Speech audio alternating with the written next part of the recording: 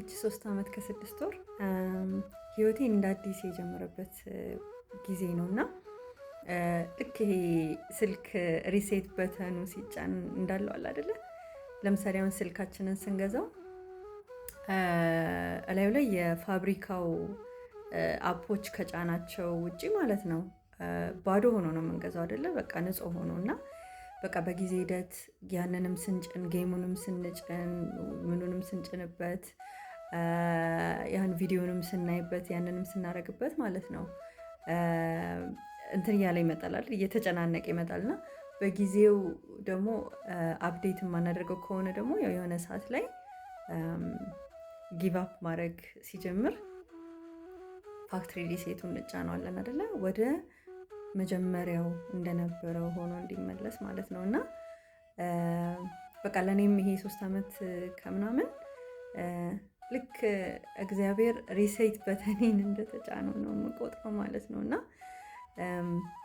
በዚህ ወደ ራሴ በመመለስ ሂደት ውስጥ ማለት ነው ብዙ ነገር አወቅኩኝ ስለ ራሴ። እግዚአብሔር አሳወቀኝ ልበል፣ በራሴ ያደረኩት ነገር ስለሌለ ማለት ነው። እና ከነዚህ ውስጥ ማለት ነው የመጀመሪያ ያወቅኩት ነገር ምን እንደሆነ ታውቃላችሁ? ስለ ህይወት የነበረኝ አመለካከት ሙሉ ለሙሉ የተሳሳተ እንደነበረ፣ ቦታ የምሰጣቸው ነገሮች የተሳሳቱ እንደነበሩ፣ የስኬት መስፈርቶቼ የተሳሳቱ እንደነበሩ እና እማቅ ይመስለኝ ነበር፣ ግን ምንም እንደማላቅ ነው የተረዳሁት ማለት ነው። እና በጣም ነበር የፈራሁት ማለት አስቡት፣ ያመናችሁበት ነገር ሁሉ ስህተት እንደሆነ ስትረዱ ማለት ነው። እና ይሄ ወይም ያመናችሁት ነገር ከመሰረቱ ሲናድ ማለት ነው። እና እኔ እንጃ ማለት የደረሰበት ያውቀዋል። እና በጣም ከባድ ስሜት ነበረና በጊዜ ሂደት ግን ማለት ነው ውይ የተሰማኝ ሰላም ለካ አውቃለሁ ማለት በጣም ሰላም ይነሳል አይደለ? ትህትናን ያሳጣል። ይሄ ትዕቢት እንዲይዘን ያደርገናል። ራሳችንን የበላይ አድርገን እንድናይ፣ ሌሎችን ወደ ታች እንድናይ ያደርገናል። እና አለማወቅም ማወቅ ማለት ነው ግን በጣም የውስጥ ሰላም ይሰጣል። በቃ ማለት እኛ ከማንም የተሻለን አይደለንም፣ ማንም አይደለንም። ገና ማናቃቸው በጣም ወደፊት ልናውቃቸው የምንችላቸው ነገሮች ይኖራሉ፣ ግን ከማንም አንበልጥም።